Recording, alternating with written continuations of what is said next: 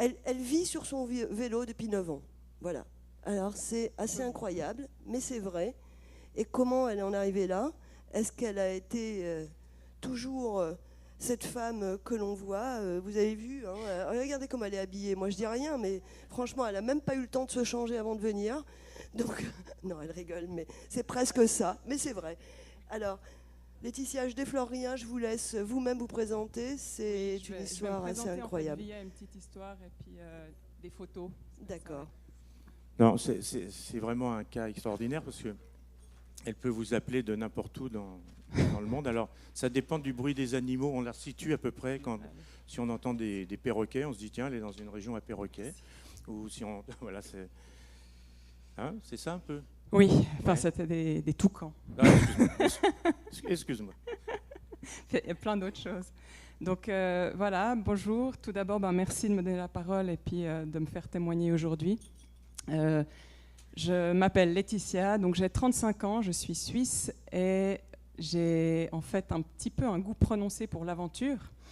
J'ai été diagnostiquée de l'ASPA en 2016 et j'ai souffert de ces symptômes chroniques avant ça plus ou moins pendant 8 ans, ce qui fait que j'avais 28 ans. Alors qu'est-ce que je faisais à ce moment-là? Je faisais quelque chose qui me paraît tout à fait normal. J'étais en fait sur les routes, à travers le monde, à pédaler avec mon vélo. Et pour moi, en fait, le sport, c'est plus qu'une activité physique. C'est aussi un état d'esprit dans lequel j'utilise au quotidien mon mental et mon physique. Et effectivement, être active, ça a toujours fait partie de ma vie. C'est ma seconde nature. J'ai toujours fait un peu de course à pied, énormément de stretching depuis mon plus jeune âge, du tai chi, de la grimpe et évidemment du vélo. Et en fait, comme Voltaire le disait, j'ai décidé de faire ce que j'aime parce que c'est bon pour la santé. Et c'est ce qui, en fait, en 2009, m'a emmené à entreprendre un style de vie qui fait que j'ai parcouru à peu près 46 000 km à vélo. J'ai traversé 30 pays et j'ai surtout en fait fait face à plus ou moins toutes les conditions climatiques imaginables, allant du désert syrien au plateau himalayen, au mois de juin le plus pluvieux en 100 ans en Alaska. Je peux vous dire que c'était mouillé et pas chaud. Mais surtout, en fait, j'ai vécu des années en fait, dehors, dans ma tente. Mais maintenant, je vis un voyage un peu différent. Et malgré ce mental de fer, et puis une confiance aveugle en mon corps, je me suis retrouvée, comme probablement une grande majorité d'entre vous ici, avec des douleurs qui limitent. Je me suis retrouvée dans un lit, avec vraiment énormément de difficultés à me lever. J'étais exténuée de mes nuits blanches et surtout, tout était devenu compliqué. C'était compliqué même de faire bouillir de l'eau. Tout était devenu très, très compliqué. Mais bon, les symptômes, je pense que vous les connaissez bien, alors je passe dessus. Et du coup, il y a eu le diagnostic. Alors le diagnostic, ça a été un choc, évidemment, mais en même temps, ça a été le premier pas vers l'avant. Ça a été aussi ce moment où moi, personnellement, j'ai été soulagée dans un sens, parce qu'en fait, on est venu me dire que non, ce n'était pas parce que j'avais fait trop de vélo ou parce que j'avais justement cette surcharge de sport dans ma vie. Pas du tout. Au contraire. En fait, ils me disent maintenant, il faut bouger, il faut continuer, il faut vous remettre en mouvement. Alors moi, je dis, super, ça c'est la super bonne nouvelle. Sauf que j'étais arrivée à un point où en fait, même éternuer m'était devenu quelque chose d'insupportable. Et ça, j'ai dit, ok, maintenant, comment je vais me relever? Comment je vais aller de l'avant? Et donc la voyageuse aguerrie que je suis, elle n'a pas pu s'empêcher de tout de suite faire le parallèle entre la spondylarthrite et les leçons de vie que j'ai apprises sur la route. Et je me suis dit, qu'est-ce que je peux faire? Comment je peux appliquer ce que j'ai appris sur la route pour essayer maintenant d'aller de l'avant avec, en fait, la spondylarthrite? Et ça paraît un peu paradoxal, mais c'est tous les deux, à mon avis, et c'est comme ça que je le vis, un voyage qui est imprévisible, inconstant et instable. Alors, Maintenant, aujourd'hui, c'est de ça que j'aimerais vous parler un petit moment. C'est juste en fait de cette philosophie que j'ai décidé d'appliquer face à l'adversité et qui m'a permis de faire face avec la spondylarthrite. Voilà. Donc ça, c'était le mental de fer. C'est pour vous montrer un petit peu des images. Je ne suis pas bonne à la coordination. Du coup, juste, j'aimerais vous laisser vous emmener avec moi pour un petit moment. J'aimerais vous transporter, en fait, il y a un peu plus une année en arrière, quand justement, j'étais couchée dans ce lit et que me lever, ça me prenait des heures. Et que c'était difficile. Pourtant, j'avais qu'une seule envie. J'avais envie de sortir, j'avais envie d'aller dehors, j'avais envie de croquer la vie. Et là, je me suis dit, ok, ça va pas, il y a quelque chose qui va pas. Et là, j'étais submergée. Toutes ces années sur la route, tous ces souvenirs. Ça tournait en boucle tous les matins comme ça. Et je me suis dit, il faut que j'en saisisse un, il faut que j'en fasse quelque chose de ça. Et je me suis vue en fait en pleine forme, en Chine, à aller courir tous les matins avant d'aller guider des touristes pour 60 km. Et là, je commence à revivre quelque chose, cette sensation que j'aime tant. Et je faisais aussi des arts martiaux, parfois pendant 5 heures par jour. Et là, couchée dans ce lit, je ne comprends plus grand-chose, je ne me reconnais pas. Et c'est ce moment qu'il y a quelque chose qui se passe, je réalise, j'ai une image, bam, qui me vient à l'esprit. Donc ça, c'est le Tadjikistan. Ça a été le moment le plus difficile et le plus fort de tout mon périple. C'est un endroit qui m'a obligée à visiter mes limites, mais mes capacités. Et c'est en fait un endroit où on est isolé.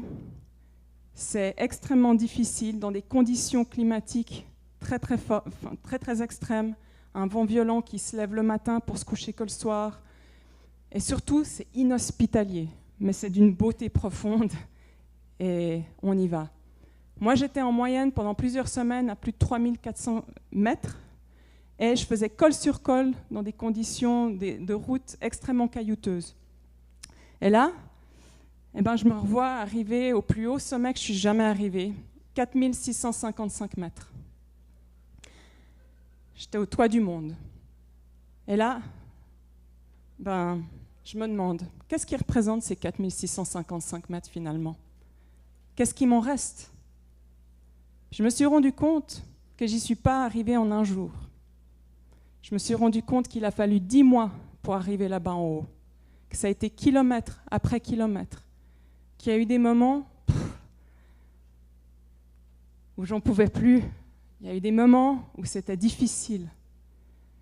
Alors j'ai réalisé ça, couché dans ce lit, je me suis dit, en fait, c'est un jour à la fois, 1 kilomètre à la fois, avec beaucoup de persévérance, de volonté et de temps que je suis arrivée tout en haut.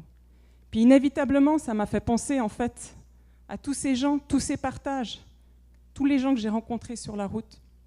Et du coup, on se rappelle de cette chaleur humaine dans ces moments de vulnérabilité qu'est la vie à vélo. On se dit qu'on peut compter sur l'autre, qu'on n'est pas tout seul. Et c'est comme ça que je me suis dit finalement, quand on est en voyage, aller vers l'autre, c'est essentiel pour avancer. Et j'ai réalisé cette deuxième chose qui était qu'en fait, c'est avec tout le monde, c'est tous ensemble que je suis allée là-haut. Alors voilà, là je me suis dit, ok, j'ai réalisé un truc, c'est qu'avec cette maladie, je me suis complètement isolée. Je me suis sentie seule, je me suis sentie incomprise. Et surtout, j'avais arrêté de faire ce que je faisais sur la route, demander de l'aide. Alors maintenant, ok, j'ai toutes ces clés en main. Je me dis, allez, vas-y, lève-toi, utilise ta canne, demande de l'aide à ton mari. Essaye de faire un pas après l'autre, essaye d'aller de l'avant. Mais pour tout ça, il fallait que j'applique une dernière leçon qui était essentielle. Et celle-ci, je la faisais tout le temps quand j'étais sur la route, quotidiennement. Et ça, c'était me remettre en question, me résilier parfois, il fallait aussi souvent que j'accepte la situation dans laquelle je me retrouvais, mais surtout, du coup, que je m'adapte. Et c'est comme ça qu'un pas après l'autre, j'ai demandé de l'aide à mon mari pour sortir du lit, que j'ai fait un pas devant l'autre. J'ai commencé par faire quelques pas, une centaine de pas, puis j'ai pu arriver de nouveau à 1000 pas. Et puis j'ai pu monter des escaliers sans assistance. J'ai pu justement me remettre un peu à courir. J'ai pu surtout retrouver de la force et de la mobilité petit à petit. J'ai pris des médicaments, j'ai utilisé une Minerve. J'ai pris confiance en moi à nouveau. Mais surtout, ce qui comptait, c'est qu'en fait, je m'étais remise à visualiser une montagne à atteindre. Parce que je m'étais remise à rêver. Mais comme sur le voyage à vélo, ça demandait de ne pas baisser les bras. Ça demandait de garder espoir.